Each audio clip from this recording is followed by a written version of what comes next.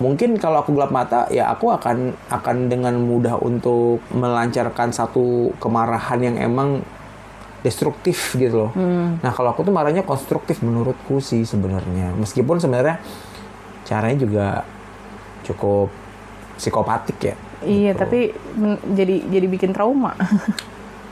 Iya sih mungkin, tapi ya iya sih. Iya sih itu aku nyadarin sih. Ayah, jangan marah, lihat rumah berantakan parah. Kami sadar itu salah dan juga buat hatimu susah, tapi ayah, jangan marah.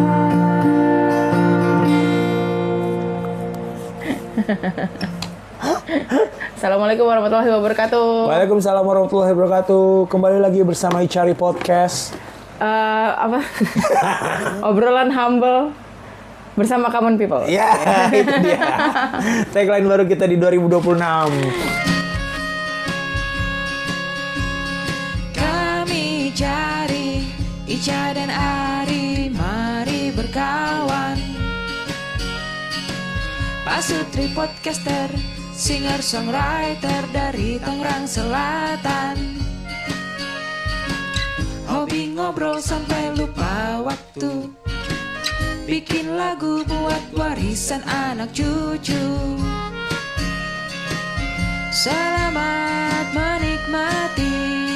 Selamat menikmati karya dari hati.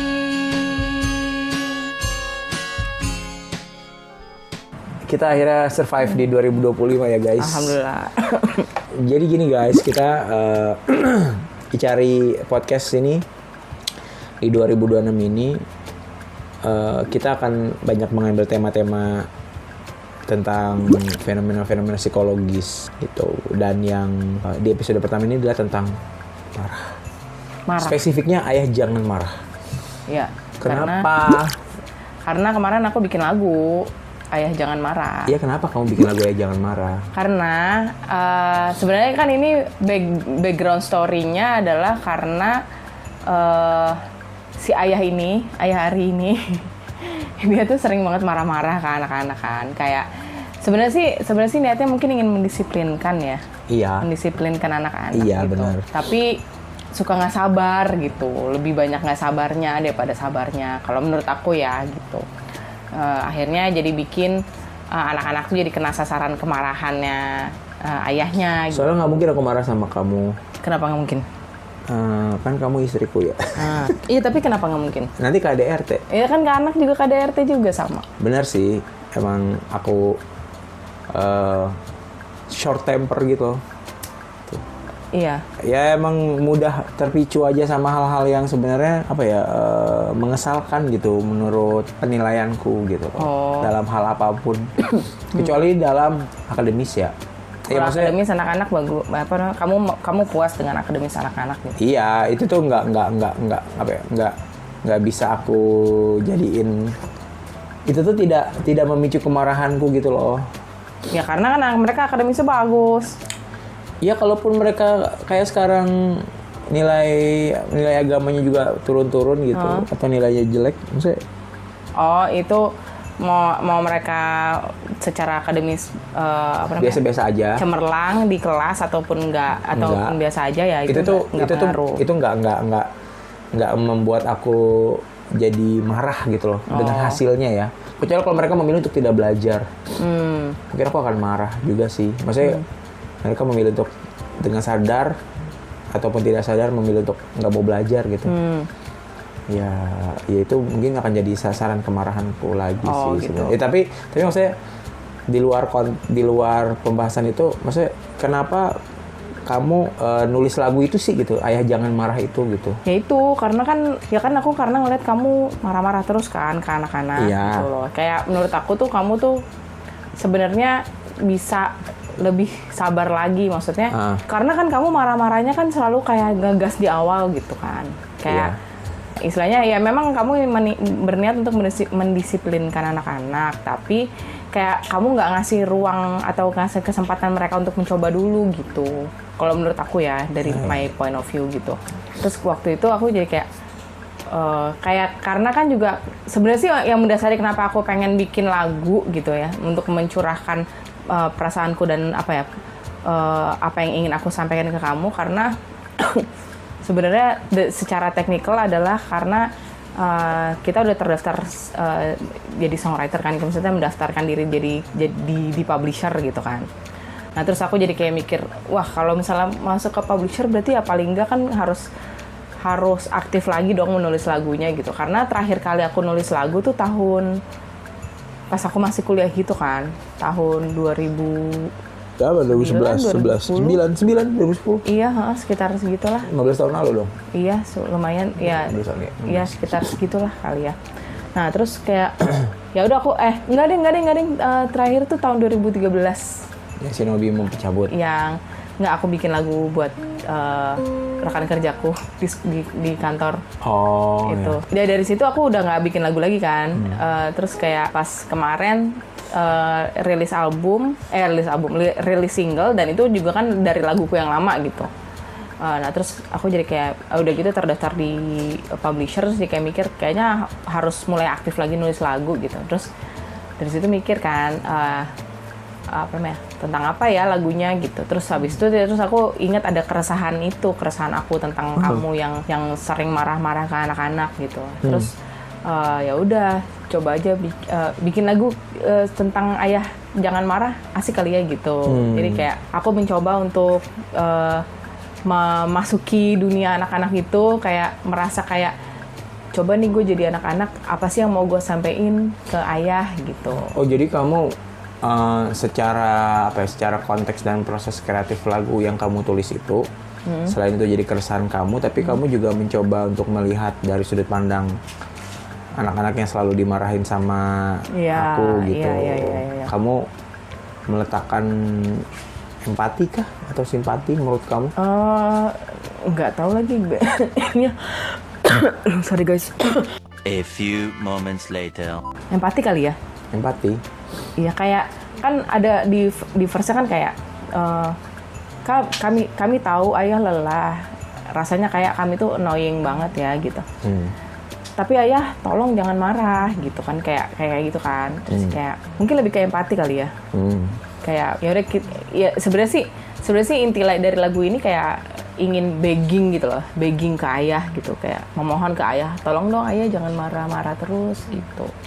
Kami mau kok berusaha untuk membersihkan mainan ini, membersihkan rumah ini, merapikan semuanya gitu. Karena kan kamu seringnya marah-marahnya karena rumah berantakan gitu kan, lebih karena itu kan, kayak kamu tuh nggak tahan sama rumah yang chaos, yang berantakan gitu, dan lebih ke situ sih arahnya gitu. Kayak ya udah gitu kita mau beresin kok, cuman aja jangan marah-marah gitu. Itu lagunya dibikin berapa lama sih? Iya. Kayaknya tuh aku sebenarnya tuh cukup kalau yang aku rasain waktu itu ketika kamu bilang aku udah lagu nih gitu kan, terus kemudian kamu presentasiin lagu itu, itu rasanya benar-benar kayak sebuah kalimat lebih kejujuran itu pahit, yaitu bitter truth gitu ya. Itu tuh benar-benar kayak sangat menoh banget itu, tapi di sisi aku ternyata merespon situasi yang yang sangat gamblang itu, dan itu melekat kepada diri kita tuh, buat aku nggak butuh banyak waktu untuk beradaptasi menerimanya gitu loh. Tapi itu akan selalu melekat dalam diriku terus gitu. Jadi kayak ya ini emang ayahnya pemarah nih gitu loh. Bitter terusnya maksudnya karena kamu sebenarnya nggak pengen kenapa? Enggak, kan aku tahu aku pemarah gitu. Tapi kan nggak pernah disampaikan secara gamblang, dalam artian maksudnya dalam sebuah wadah yang unik gitu loh maksudnya. Mungkin kamu akan bilang kepada aku, jangan marah-marah ya gitu kan. Atau misalkan kamu ngomong bang jangan marah-marah sama anak-anak, atau misalkan kayak ya dikasih kode-kode konten-konten tentang soal marah, parenting gitu. Kalau anak-anak juga bilang gitu kan. Cuma ketika itu berubah wujud, keresahan itu jadi sebuah karya yang akhirnya embed sama kita Icari sebagai songwriter, dan aku pun juga harus punya kewajiban untuk mainin lagu itu kan. Maksudnya kalaupun aku nggak mainin kan jadi kayak nunjukin kayak nggak dimainin, kesannya kayak aku membantah atau menafikan realita dalam diriku gitu. Emosi marahku itu, maksudnya aku orang yang pemarah terus. Tapi kalau dimainin itu tuh kayak dalam tanda kutip tuh kayak melabelkan diriku secara gamblang gitu loh. Gue orangnya pemarah. Iya, gue orang pemarah gitu. Itu tuh jadi apa ya? Jadi kayak semacam proses, atau mungkin bisa dibilang kayak tanda kutip terapi penerimaan diri tuh. Ada sisi buruk dalam diriku yang udah merusak gitu loh, maksudnya merusak diriku sendiri dan kalian gitu yang notabene nobody kan sebenarnya. Maksudnya nobody gimana maksudnya? Maksudnya ya kamu kan istriku. Kita kan nggak satu jiwa kan. Kita baru kenal kurang lebih 13 tahun sebenarnya kan. Anak-anak juga manusia-manusia baru yang lahir di muka bumi ini yang jauh banget umurnya sama aku. Jadi kan mereka juga nggak benar-benar mengenal ayahnya dan ibunya siapa gitu. Jadi memang kita asing satu sama lain. Tapi dengan lagu ini tuh jadi kayak semacam apa ya? Kayak memagari diri gitu loh, memagari diri kita satu sama lain, dalam artian ya mungkin anak-anak sekarang masih belum ngerti konteksnya kenapa ayahnya marah atau menerima ayahnya marah tuh sekarang masih dalam bentuk masih dalam bentuk kayak ya udahlah kayak gue pemarah gitu, gue jadi korban gitu, kayak menerima keadaan doang gitu. Iya, menerima keadaan doang. Sedangkan mungkin kalau misalnya nanti mereka udah tambah besar, tambah tahu, ya akan ada diskusi mungkin gitu sama kita gitu, sama aku. Tapi kan kita maksudnya kalau misalnya sekarang sih aku kan juga kadang juga sebenarnya juga nggak cuman kamu doang gitu yang marah-marah ke anak-anak kan. Kalau misalnya secara kita sehari-hari gitu, kadang aku juga ada marahnya juga gitu. Tapi aku sangat ngerasa itu pengaruh dari aku sih sebenarnya. Aku marah-marahnya kan. Iya. Kalau aku kan tipe marahnya tuh aku kan selalu marah dan mengintimidasi secara psikologis ya. Secara kayak gue tuh bisa mengintimidasi anak-anak dan Ica tuh dengan buffer yang sampai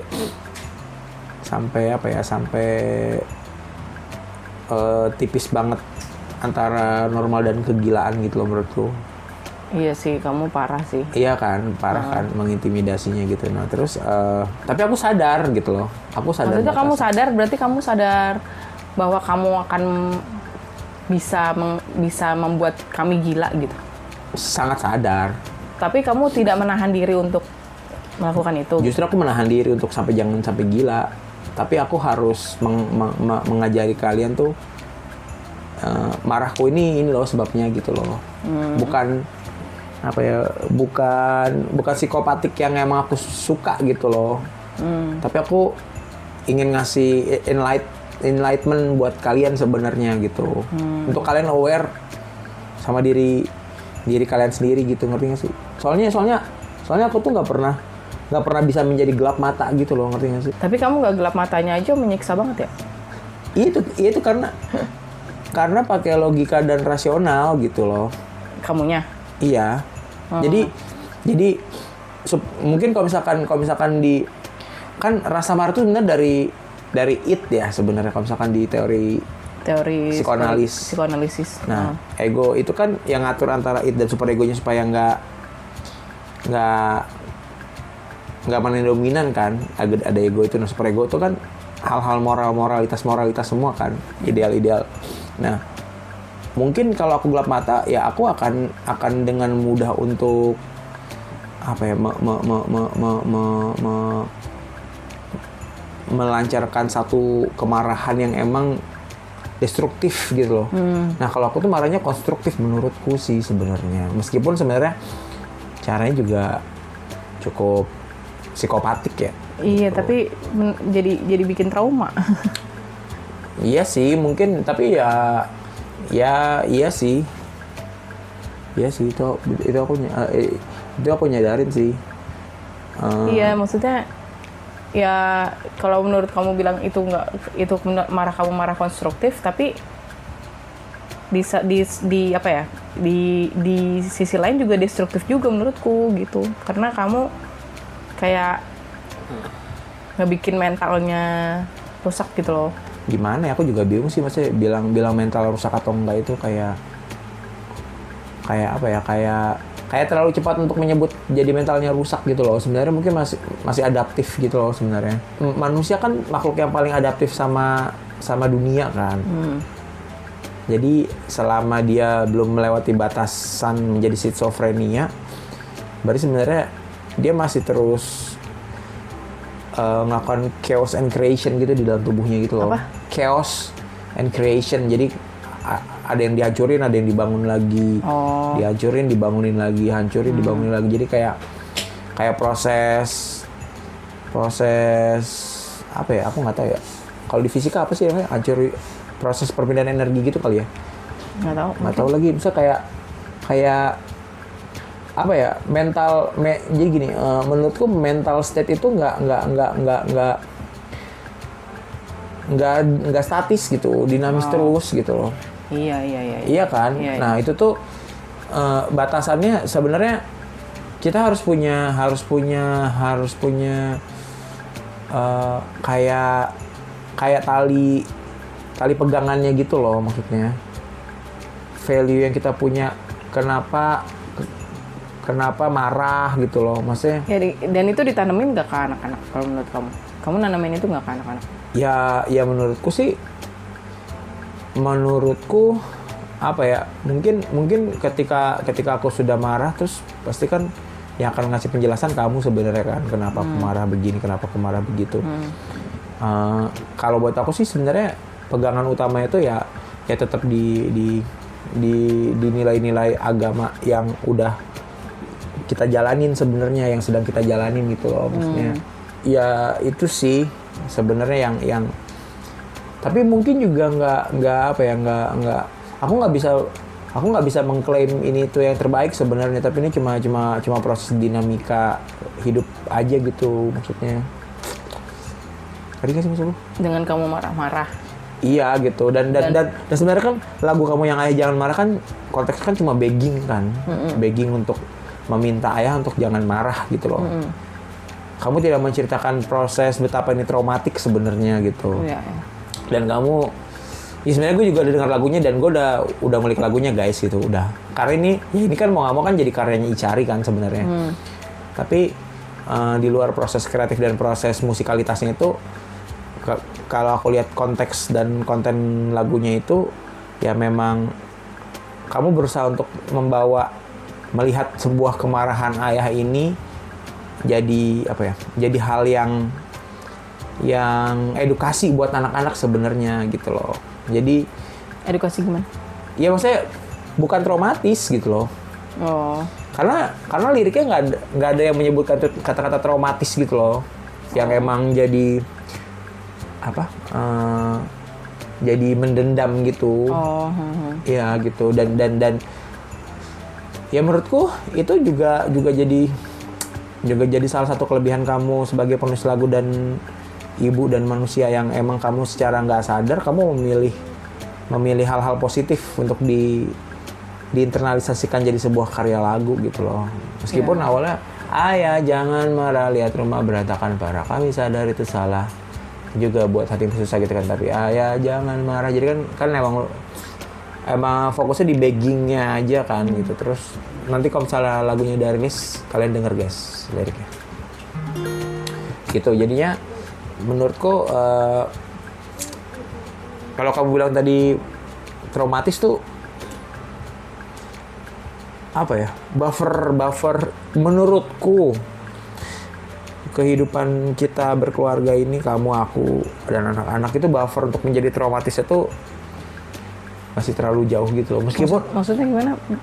Iya maksudnya Jadi hidup kita sebenarnya jauh dari traumatis gitu. iya menurutku, meskipun kamu lihat mungkin perilaku anak-anak ada yang ketika marahnya terlalu diituin akhirnya jadi reaktifnya kayak gimana gitu kan. Itu terlalu cepat untuk menyimpulkan dia punya sisi traumatis gitu loh. Tapi nggak tahu juga sih, mungkin kalau misalnya dicek secara psikologis. Tapi kan mental manusia dinamis ya. Iya.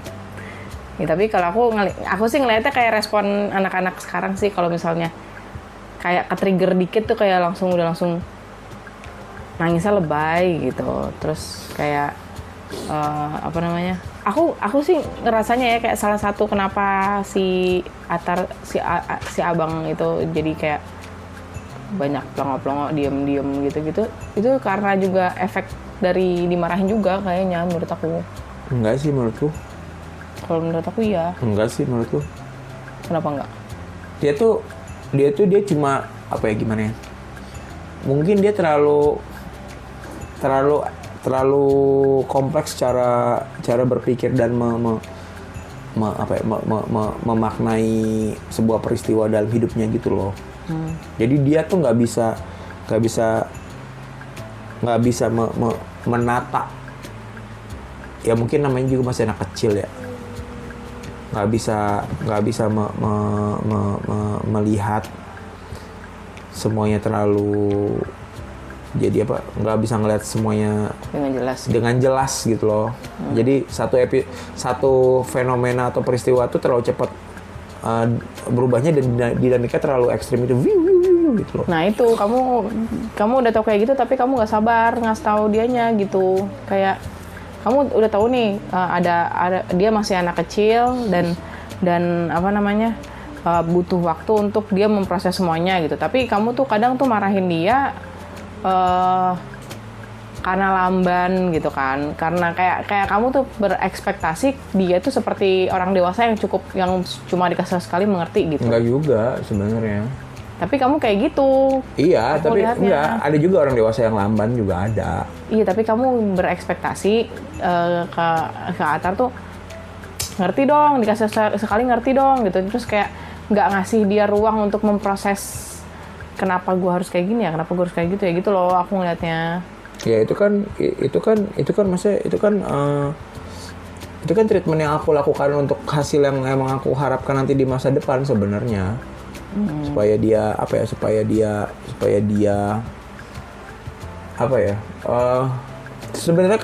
sebenarnya juga bisa kelihatan di luar konteks marah-marah ya, yang kayak kita kemarin ngomongin. Kita alhamdulillah lagi ada rezeki nih, lagi ada sejumlah uang yang kita miliki nih. Nah kemudian kan sebenarnya kita kan ngasih tahu dia ya uang itu bukan buat disimpan atau buat iya kan, bukan buat disimpan dalam artian lama-lama ditahan gitu, tapi memang harus digunakan karena memang harus diputar, tapi bukan dalam konteks juga kita foya-foya dan boros kan. Nah dia nggak bisa dia nggak bisa memaknai itu kan, kenapa uangnya harus dihabisin sedangkan nanti kita nggak punya uang dong gitu loh. Nah cara berpikir dia kan terlalu linear sebenarnya gitu. Mungkin lebih ke pendekatan lebih ke pendekatan komunikasinya yang emang bisa beda-beda gitu loh. Atar emang orangnya kayak gitu, dia kesel-kesel. Tapi kita harus bisa berkomunikasi dengan cara yang berbeda. Jadi maksudnya sebenarnya tuh aku tuh sangat sadar aku pemarah, tapi aku pengen marah yang tepat gitu loh. Jadi aku pengen marah sama si A, sama si B, sama si C itu emang beda gitu. Cara marahnya beda. Iya, treatmentnya tuh beda. Cuma kan ketika itu ketika itu ada yang ngelihat kan jadinya seperti tidak adil ya takutnya gitu kan. Orang kan punya persepsi masing-masing gitu loh, maksud aku punya pendapat masing-masing, punya merespon sesuatu dari stimulus itu beda-beda gitu. Nah itu yang ya dipengaruhi banyak faktor lah, kepribadian, emosinya, intelijensinya gitu kan, kapasitas mental. Jadi itu kayak apa ya, kayak memberikan stimulus marah ke orang-orang, ke anak-anak dan ke kamu tuh. Aku nggak pernah melakukan kemarahan seperti aku melakukan ke anak-anak kepada kamu kan sebenarnya. Buat aku tuh marah sama kamu tuh caranya pakai silent treatment gitu. Lebih parah lagi. Karena ketika aku meninggikan suara, kamu nggak sadar suara kamu lebih tinggi daripada aku. Iya. Nah, ketika kamu suara lebih tinggi daripada aku, fase berikutnya aku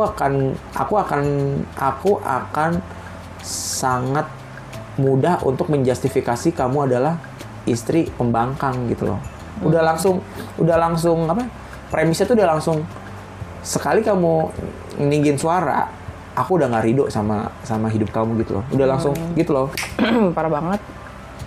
Ya itu makanya sebenarnya silent treatment itu adalah cara yang paling halus dan maksimal untuk bisa dilakukan sama suami untuk marah sama istri sebenarnya.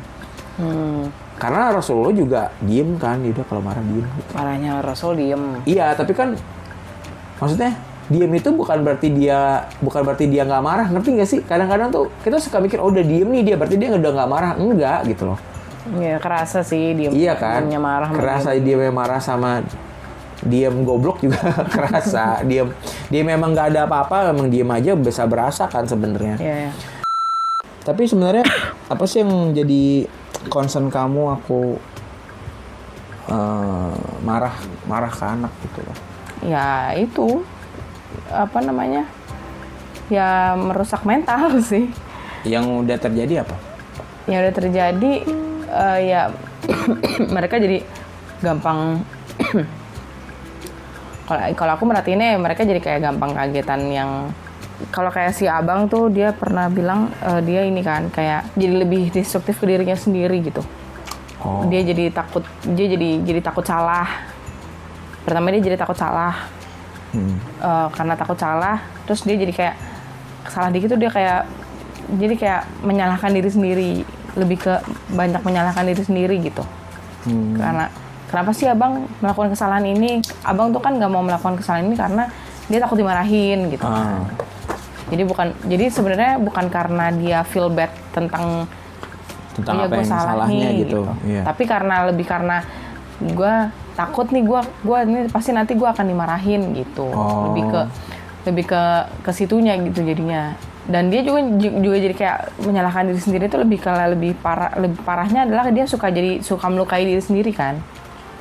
Jadi kayak dia nampar-tampar dirinya sendiri, nyubit-nyubit gitu. Terus kayak ya itu gitu. Jadi kayak ya itu jadi bikin ada kayak semacam korslet di otaknya. Jadi kayak dia melakukan sesuatu itu lebih karena dia takut dimarahin gitu.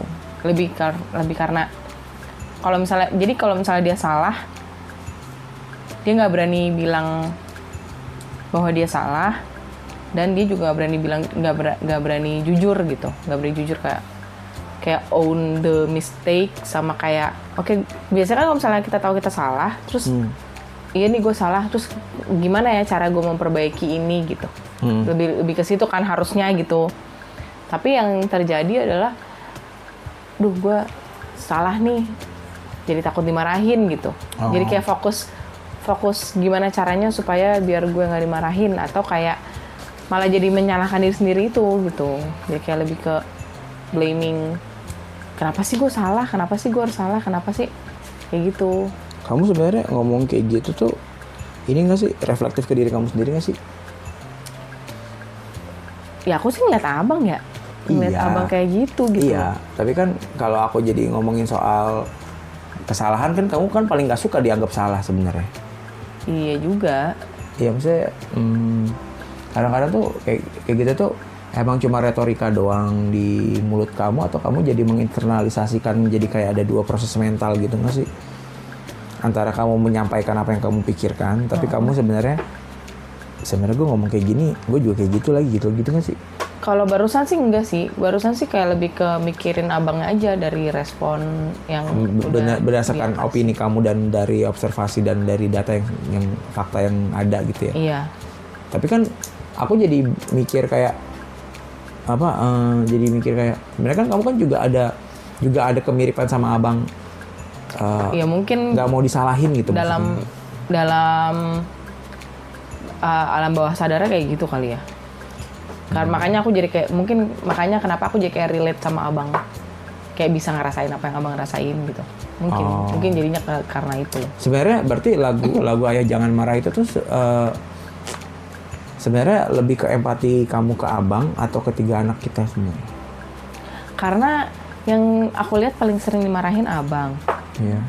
Dan paling sering kena mentalnya tuh abang gitu. Atas. Kalau Arham kan dia emang sering dimarahin tapi dia nggak ambil pusing sebenarnya gitu. Iya. Dengan dia ya dia cuman takut dimarahin di momen itu, dia dimarahin gitu. Kalau aku ngeliatnya. Mikal juga sama, apalagi Mikal juga kamu masih bisa lebih lembut ke Mikal dibanding ke abang dan Arham kan gitu.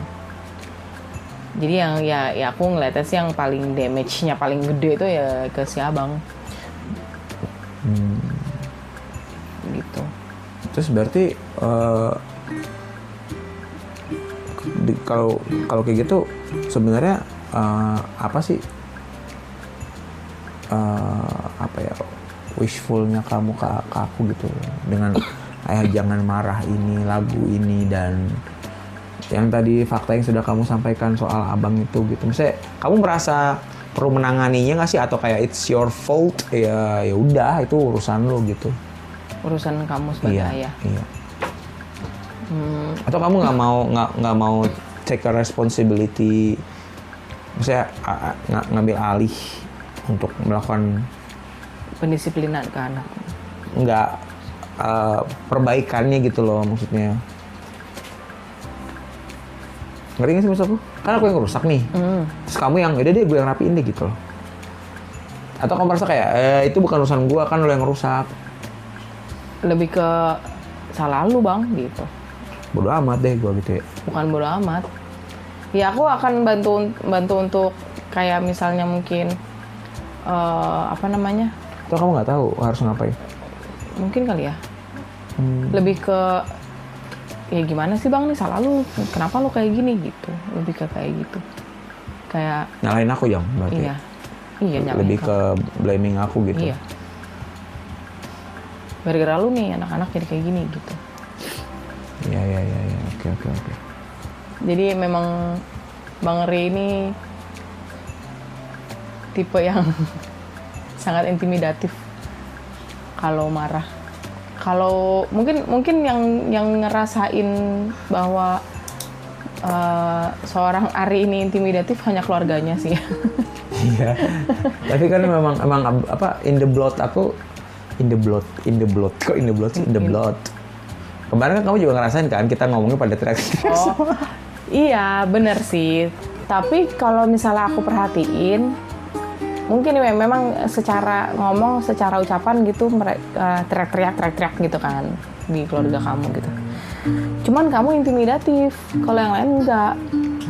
Iya soalnya iya sih itu skill set aku. Bisa nggak ya intimidatifnya itu bisa jadi duit gitu? Aku jadi itu ya. Ya kamu jadi debt collector. Nggak boleh kan intimidatif. Iya, jadi ya kalau misalnya ya aku bisa tahu sih, maksudnya bisa paham sih kenapa kamu jadi lebih cepat ngegas gitu kan, karena kan emang culture keluarga kamu ngegas semua gitu orangnya gitu.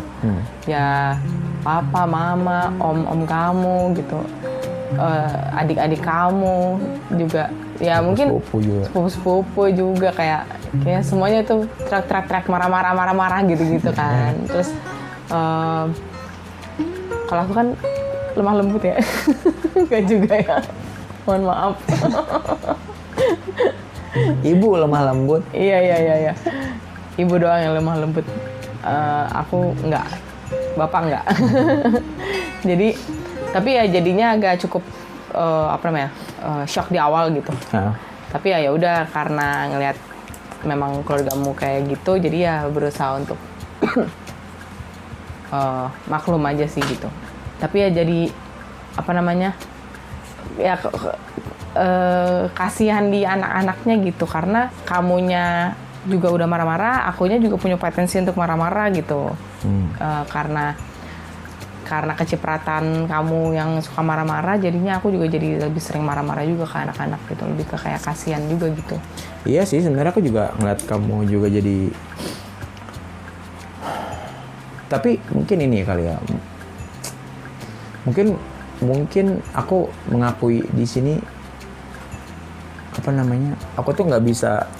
Aku nggak bisa marahin kamu, jadinya melampiaskannya ke anak-anak. Oh iya. Karena susah banget ngasih tahu kamu tuh. Iya. Susah banget. Kamu pelupa. Tapi pas diingetin at the moment, kamu menggampangkan gitu loh. Dan itu tercermin di anak-anak juga ya? Maksudnya gimana? Iya, maksudnya anak-anak juga kayak gitu. Kayak banyak pelupanya dan banyak menggampangkannya juga gitu. Iya. Jadi kayak apa ya?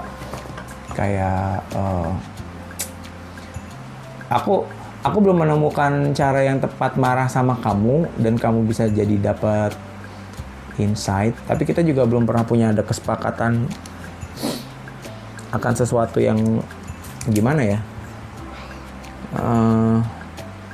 Misalnya gini, misalkan kayak ini rapihin gitu kan. Nah, kamu juga nggak ngasih jaminan sama aku kayak nanti aku yang rapiin, tenang aja kamu gitu loh, ngerti nggak sih? Kamu cuma bilang iya aku tahu, iya gitu, cuma iya.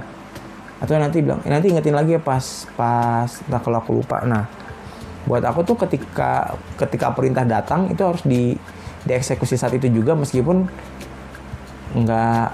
nggak maksimal, tapi maksudnya bukan berarti berantakan situs dipindahin ke tempat lain akhirnya jadi berantakan di tempat lain gitu loh. Iya, tapi kan kadang kalau misalnya itu sih aku sekarang udah mulai bisa menerima ini masih nyambung ke marah-marah ya. Iya, karena kan aku nggak bisa marahin kamu, jadi aku marahnya ke anak-anak kan. Nah, kan yang tadi kamu bilang aku tuh nggak pernah pengen apa ya? Aku tuh pengen mencoba hidup tuh tanpa marah-marah gitu. Bisa saat kalian nggak ada. Tapi kalau saat kalian nggak ada pun kayak aku pengen belajar untuk don't give a shit about anything around me gitu loh. Kayak misal kayak apa tumpah atau apa gitu, kayak biarin aja, kayak pengen bisa nggak sih kalian punya kesadaran diri yang tinggi gitu loh. Untuk misal kayak berantakan, kayak ini tumpah, ini jatuh, kayak aku tuh lebih nggak sabar. Jadi aku pengen take action untuk ngatasin itu, tapi karena aku tahu aku nggak bisa turun tangan langsung karena nanti itu akan jadi kebiasaan kalian akan berpikir oh ada ayah gitu loh, ngerti nggak sih? Ada ayah yang ngurusin ini, jadinya aku ngajarinnya dengan cara itu harus diberesin sama kalian sendiri. Tapi masalahnya ketika dikasih tahu nggak dikerjain, akhirnya jadi numpuk kan gitu. Nah akhirnya karena aku memprosesnya dapat faktanya adalah nggak langsung kalian kerjain dan itu jadi masalah di masa depan, jadinya jadi aku juga udah langsung shortcut kayak ini nggak dikasih tahu lagi juga pasti nanti akan gini lagi gitu loh. Mungkin karena itu kali ya, karena kamunya jadinya nyuruh-nyuruh doang gitu kali. Aku nyuruh-nyuruh doang? Iya, maksudnya nyuruh-nyuruh dan akhirnya kalau misalnya kamu ngerjainnya tuh sambil marah-marah gitu. Enggak, tapi kan sebelum aku nyuruh aku udah ngasih tahu semuanya sebelumnya. Iya, tapi kayak aku udah ngasih tahu ini buku taruhnya di sini, ini dirapihin. Iya, tapi itu bukan mengajak gitu jadinya. Tapi kan itu kan udah jadi tanggung jawab dong. Iya, tapi kan belum ada ajakannya gitu kali. Kenapa harus diajak? Ya karena kalau disuruh nggak mengenakan. Iya. Kalau disuruh nggak mengenakan, terus berarti kalau misalkan nggak diajak nggak akan dikerjain. Berarti kan nggak punya kesadaran dong. Tidak ditumbuhkan kesadarannya dong berarti. Ya ditumbuhkan dengan cara diajak. Dengan cara diajak ya. Iya.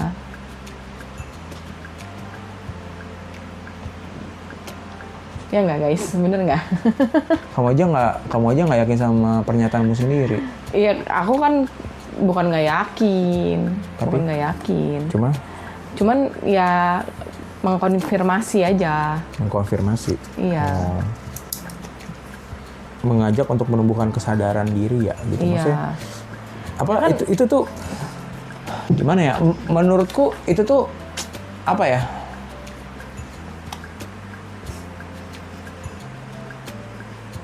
Sekarang gini, ajakannya harus berapa kali?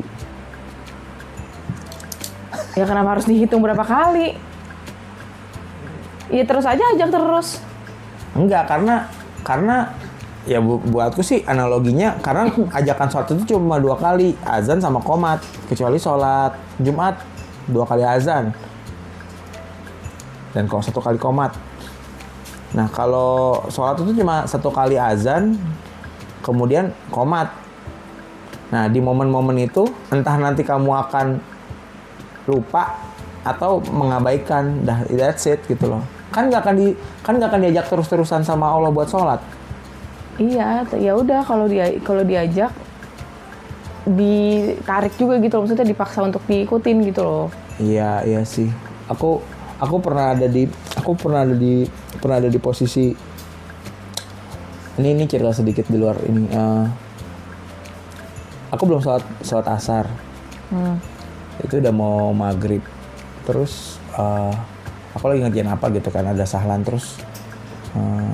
Udah sholat asar belum? Ntar biarin, nggak usah gitu kan, lagi ngerjain apa. Tapi aku ngerjain juga sambil kesel-kesel karena disuruh ini urusan apa gitu, urusan papa sama mama gitu kan. Terus akhirnya tuh aku ngebangkang dalam artian gue nggak mau sholat asar, gue nggak mau sholat asar, gue harus ngerjain ini gitu karena ini disuruh sama mama papa. Jadi kayak gue akan jadi pembangkang karena ini tuh gara-gara ini tuh gue dimarahin jadinya gitu loh. Akhirnya jadi aku rebelling gitu loh. Terus Sahlan tuh concern karena kalau aku nanti nggak sholat asar dosa kan, masuk neraka bla bla. Terus aku bilang kayak nggak masalah, gue bodo amat, yang penting gue nyelesain ini gitu. Terus akhirnya sama Sahlan tuh diambil alih. Aku dimarahin sama dia, dibentak, suruh berhenti sholat. Dia yang ngerjain urusanku itu. Aku puas sebenarnya. Kayak, tapi di satu sisi aku juga kayak ngeliat Sahlan tuh kayak ya itu tindakan dia yang paling benar gitu loh untuk nyelamatin aku supaya aku nggak masuk neraka sebenarnya. Tapi di situ tuh aku punya kesadaran diri aku untuk ngebangkang dan meninggalkan sholat gitu loh. Aku nggak masalah dengan konsekuensinya gitu.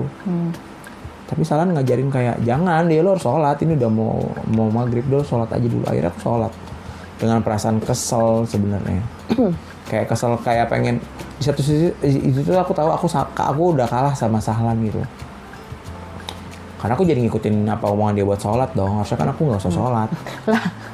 Enggak, tapi di situ tuh aku jadi punya kesadaran diri. Itu kan diajak sebenarnya kan. Tapi yang aku takutin itu adalah kalian itu nggak sadar gitu loh. Udah diajak nggak sadar dan maunya diajak terus. Jadi akhirnya kalian menganggap apa yang deeds yang gue lakukan itu harus ada orang lain gitu loh. Ngerti nggak sih? Ada cause-nya itu. Cause-nya itu harus diajak sama ayah. Kalau nggak mau. Ngerti nggak sih maksud aku? Ya itu mah serahin ke Allah nggak sih? Allah itu ngebebasin sebenarnya. Azan itu kan boleh dipilih untuk mau sholat atau enggak sebenarnya kan? Iya, maksudnya action kan kamu kan pengennya kita ikutin gitu kan. Tapi kan istilahnya gimana ya? Kalau misalnya kita nggak ngikutin kan, maksudnya kami memutuskan untuk ikut atau nggak ikut ajakan kamu itu kan sebenarnya juga di luar kontrol kamu gitu. Ya memang sih sebenarnya. Iya, jadi kan itu juga ya udah nggak usah kontrol apa yang kamu nggak bisa kontrol gitu loh. Aku memang nggak bisa, makanya dari awal tuh aku selalu ngasih peringatan di awal. Iya. Aku selalu ngasih peringatan di awal. Kasih peringatan nggak apa-apa, tapi jangan kasih peringatan langsung marah-marah di awal. Enggak, soalnya kan memang udah mainannya dirapiin ini apa gitu loh. Contohnya ini kayak si Aram nih sekarang udah malam-malam belum tidur. Iya kan? Ya kita kan akan ngasih tau dia, nanti kamu pasti bangunnya susah nih gitu kan. Nah jadi ketika nanti pas dia bangun, pas dia kurang tidur dan memang dia harus bangun, ya aku akan pakai cara udah langsung take action untuk maksa dia bangun gitu loh. Iya, iya. Mungkin aku akan marah-marah gitu, karena aku udah bilang kamu harus tidur. Kita udah bilang nih, kita harus tidur gitu loh. Maksudnya peringatan itu. Tapi kamu juga nggak jadi maksudnya juga nggak memaksa sekarang gitu. Sekarang juga nggak dipaksa. Sebenarnya kan aku ngajarin dia, ya udah lu harus tahu nih, lu kan dipaksa nggak bisa punya argumen gitu, nggak bisa tidur, nggak mau tidur, bla bla bla gitu kan, nggak bisa nih, udah nggak bisa merem. Ya dia kan udah bisa berpikir sebenarnya dong, dia udah bisa memutuskan gitu kan. Mau dipaksa seperti apa? Mau dibekap sampai pingsan? Mas itu mas nanti kesenggol. Mau dibekap sampai pingsan atau gimana gitu? Ya cara buat dia tidur, dia kan pengkondisian kita, ya udah kita nggak selesai ini gitu kan sebenarnya. Ya maksud aku tuh apa ya sebenarnya? Ya sebenarnya kalau buat aku refleksi diriku sendiri lagi sih sebenarnya ya aku berusaha untuk nggak apa sih dulu tuh apa don't sweat small things gitu ya. Don't sweat over small things. Iya gitu, jadi kayak ya udahlah gitu, kayak harus melebarkan kesabaran dan keikhlasanku gitu loh. Misalnya jadi kayak aku tuh pengen belajar kayak setan sama iblis yang dia berlepas tangan sama tindakan pilihan yang dipilih sama manusia gitu loh. Sedangkan kalau kita tuh kebalikannya, kita jangan sampai jadi kebawa sama iblis sama setan, tapi jadi kita akhirnya menggenggam untuk orang supaya jangan sampai ketarik gitu loh, ngerti nggak sih? Sedangkan kalau iblis kan dia cuma bilang, ya gue kan nggak punya kuasa atas lu gitu, gue cuma ngasih tau lu doang gini. Tapi karena tahu kayak aku punya tanggung jawab ibadah, harus ngejagain kamu untuk tetap on track gitu. Ya jadinya pakai cara-cara yang menurutku keras gitu loh, cara-cara keras gitu. Iya. Ya aku nggak tahu sih sebenarnya. Ya sebenarnya sih kayak kalau misalnya contoh ininya sih misalnya kan azan panggilan untuk sholat gitu kan. Iya. Terus ya pilihannya kan cuman kamu antara kamu sholat di masjid atau sholat di rumah gitu kan. Iya. Ya kalau misalnya sholat di rumah ya kamu ajak semuanya untuk ayo sholat gitu. Enggak, aku bukan ngomongin soal sholat azannya. Aku soal azan itu adalah sebagai peringatan awal, bukan soal nggak sholatnya, bukan. Peringatan awalnya gitu loh. Kan kamu selalu bilang aku tuh marah karena aku nggak ngasih peringatan di awal. Iya. Nah, berarti kan kalau kamu menganggap kemarahan aku tuh nggak pernah ngasih peringatan di awal, berarti kamu tuh nggak pernah dengerin azan awalnya sebenarnya. Aku tuh udah azan, kemudian aku iqomat, ngerti nggak sih? Baru aku sholat gitu kan. Nah, aku tuh udah ngasih peringatan di awal sebenarnya, tapi mungkin itu nggak cukup bikin kalian aware kalau aku udah ngasih peringatan di awal. Ngerti nggak sih? Iya. Jadi buat kalian tuh, loh kok langsung marah-marah loh? Aku tuh nggak pernah langsung marah-marah. Aku tuh pasti ngasih tahu. Tapi kadang enggak deh. Kadang apa coba contohnya? iya tiba-tiba apa ya? Mereka lagi main. Oke deh, gitu. sekarang skip. Marahnya nggak usah skip. Kamu udah pasti tahu apa yang marah. Aku pernah ada ngasih peringatan dulu nggak 1 kali? Kalau menurut kamu enggak, berarti yang salah aku. Aku berarti nggak pernah ngasih peringatan di awal ya. Ada nggak satu peringatan yang kamu tahu nih? Nih nanti kalau ayah udah ngasih tahu nih, tapi kalau kayak gini nanti ayah akan jadi marah nih. Ada beberapa hal yang Satu hal aja. Apa ya?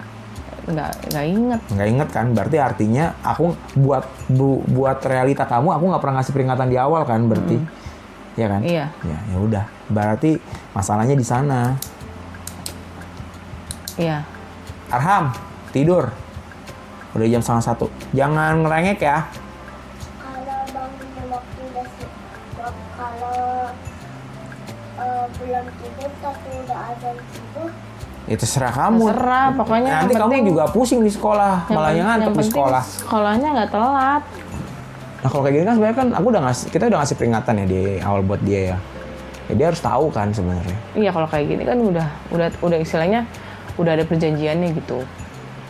Udah ada perjanjiannya bahwa kamu mau tidur atau mau ikutin kamu nggak ngantuk atau mau diusahain tuh tidur gitu. ya kita akan kasih konsekuensinya nanti gitu kalau kayak gini. Oh iya, aku paham. Kayaknya itu ini kan permasalahannya aku tuh aku marah ke anak-anak karena aku nggak bisa marah sama kamu sebenarnya kan. Aku nggak bisa benar-benar marah sama kamu secara konstruktif. Kayaknya aku harus mencoba untuk marah sama kamu deh gitu maksudnya, tapi secara proper gitu, ngerti nggak sih?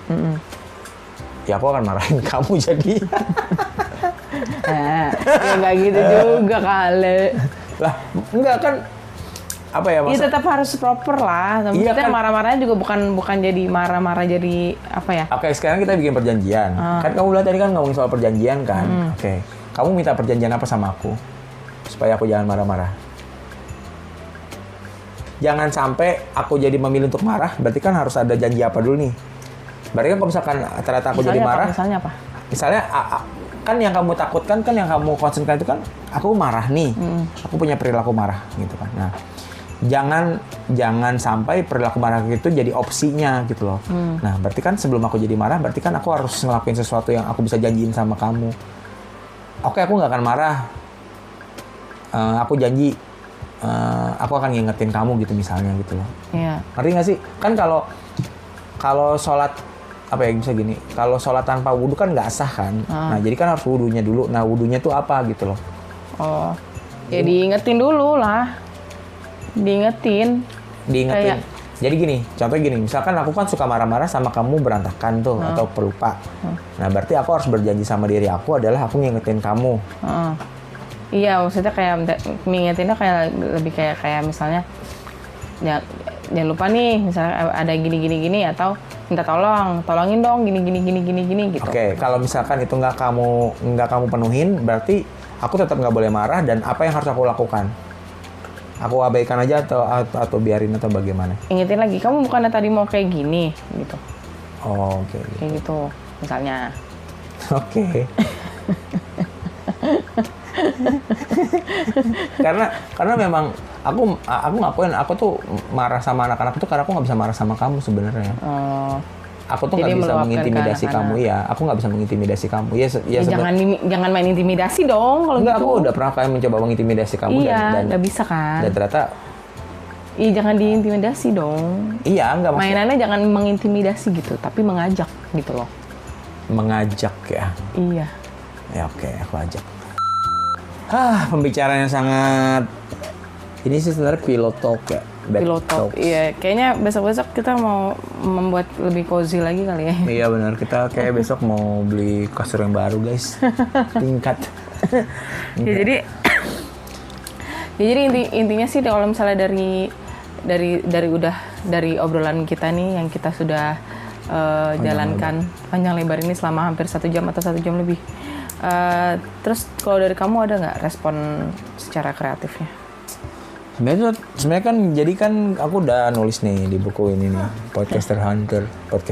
Misalnya aku mencoba untuk bikin notes apa sih sebenarnya yang menarik untuk dibahas, apa yang jadi apa ya? Jadi inspirasiku gitu. Ya sebenarnya permasalahan amarah-amarah ini PR banget sih buat aku, tapi intinya karena aku tidak bisa marah sama kamu, jadi aku marah sama anak-anak. Tapi aku akan mencoba marah sama kamu ya, misalnya secara proper. Gitu sih. Suami men, patriarki. Janganlah. Tapi istilahnya yang jadi concern aku tuh adalah tadi omongan kamu mengajak untuk menumbuhkan kesadaran diri itu loh. Kayaknya itu tuh aku pengen bikin sebuah key message lewat lagu itu kayak untuk ngajak ya, sebenarnya kan sama aja kayak kalau tadi Ayah Jangan Marah lagunya Begging, kalau ini aku adalah apa namanya? Mengajak itu apa? Ayo bahasa Inggrisnya dong biar keren gitu. Asking ya? itu meminta sih. Meminta ya. Okay. Kalau mengajak ayo gitu. Iya. Calling ya? Bukan ya? Calling kan. Calling. So lately. The calling itu. Iya maksudnya. Next. Iya maksudnya aku untuk mengajak untuk menumbuhkan kesadaran diri di dalam diri kalian gitu ya. Sebenarnya tuh aku belum nulis liriknya kayak gimana sih. Kayak nanti ini akan jadi PR sih, tapi PR buat podcast selanjutnya. iya, maksudnya ya tunggu aku terus dulu deh kalau gitu, nggak apa-apa deh. Kamu sambil ngobrol kali. Ngobrol sama siapa? Sama kawan-kawan di sana, jelasin apa kek. Kita udah ngapain. Jadi kawan-kawan, selagi kita menunggu Bang Ri untuk menuliskan aku satu bait deh aku tulis. Proses kreatifnya menulis lagu. Sebenarnya sih aku pengen cerita aja gitu. Jadi ya kayak seperti yang udah dijelasin di podcast kami sebelumnya gitu di 2025 kemarin gitu. Akan ada format baru gitu kan untuk podcast di 2026 ini dan kedepannya gitu. Itu adalah hasil dari brainstorming kami berdua dan emang didukung oleh KBR Media juga yang kemarin udah jadi wadah atau allowing us untuk mendapatkan ide dan menjalankan ide tersebut gitu untuk jadi podcast kami ke depannya gitu. Dan itu kami juga sangat berterima kasih juga buat KBR Media yang udah memfasilitasi workshop kemarin dan juga alhamdulillah juga kemarin ide kami juga terpilih untuk jadi apa ya? Jadi apa ya istilahnya podcast terbaik lah. Ya istilahnya jadi podcast terbaik dan terpilih jadi idenya untuk difasilitasi lebih lanjut oleh KBR Media gitu. Terima kasih KBR Media. Terima kasih banget KBR Media. Bukunya juga akan aku pakai jadi catatan ini aku sih. Catatan podcast kreatif. Iya, catatan kreatif. Iya. Ya itu jadi ya mudah-mudahan sih dari kedepannya juga akan kita juga rencananya sih kita harus spill aja ya rencana kedepannya ya. Iya boleh silakan. Rencananya kedepannya kita akan selain dari kita buat podcast ngobrol berdua kayak gini, nanti juga akan ada live podcast di mana kita juga akan mengundang mungkin beberapa narasumber seperti kayak teman-teman kita atau siapapun itu yang kayak misalnya cocok nih untuk ngomongin tentang fenomena psikologis ini gitu misalnya. Nanti akan kita undang gitu dan nanti kita akan ngobrol-ngobrol bersama narasumber di live podcast yang insya Allah akan ditayangkan mungkin akan di tiap akhir bulan ya Bang ya? Iya, rencananya begitu. Rencananya kayak gitu. Dan itu sebenarnya sih kami belum kebayang gitu nanti akan seperti apa gitu karena memang belum pernah sebelumnya gitu kita mengundang narasumber live podcast gitu. Tapi ya mudah-mudahan nanti lancar lah. Mohon doanya teman-teman, kawan-kawan atas kelancaran podcast cari podcast ini nanti ke depannya. Dan apalagi ya ya seperti yang udah dijelasin di podcast sebelumnya juga sih. Jadi nanti ke depannya kita akan lebih banyak ngebahas tentang soal fenomena psikologis yang ya mungkin kita juga nggak akan ngebahas tentang kayak terlalu ilmiah atau terlalu akademis atau terlalu terapis banget gitu, terapeutik banget. Cuman ya dari sehari-hari aja gitu ya kita akan bahas kayak sekarang tentang marah gitu kan. Bagaimana, apakah aku ready? Sudah, saya ready. Oke.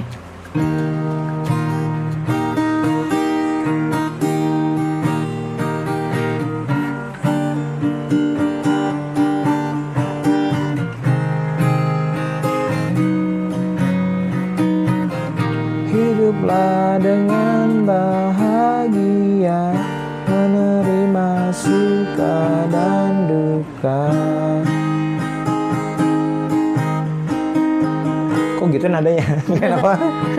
Gimana? Hiduplah dengan tadi aku tunggu deh, yang lain deh. Oke, masih ngulik. Nggak apa deh. Hiduplah dengan bahagia, menerima suka dan duka.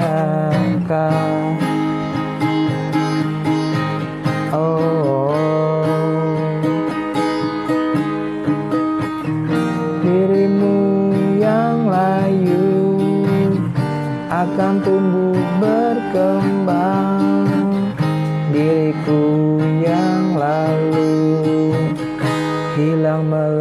kenangan. Terinspirasi dari apa? Shit, jelek banget ya. Enggak, tadi tuh aku udah nemuin ininya. Tapi aku lupa gara-gara nulis. Ya udah coba ini lagi. Cari lagi. Karena kita singer songwriter juga gitu dan juga podcaster, jadi akan banyak ngulik lagu gitu. Dan lebih ke banyak ke coba mencurahkan isi podcast itu jadi lagu, atau misalnya ada dari lagu kita obrolin jadi podcast kayak gitu, lebih ke kayak gitu, kayak ada performance teaser lagu, terus habis itu kita ngobrolin fenomena psikologisnya, terus habis itu ya di feedbacknya dengan lagu lagi, direspon dengan lagu lagi maksudnya. Ya begitu. Tapi kayak nggak puas ya. Iya. Ya udah nggak apa-apa, nanti. Iya baik Bu Guru.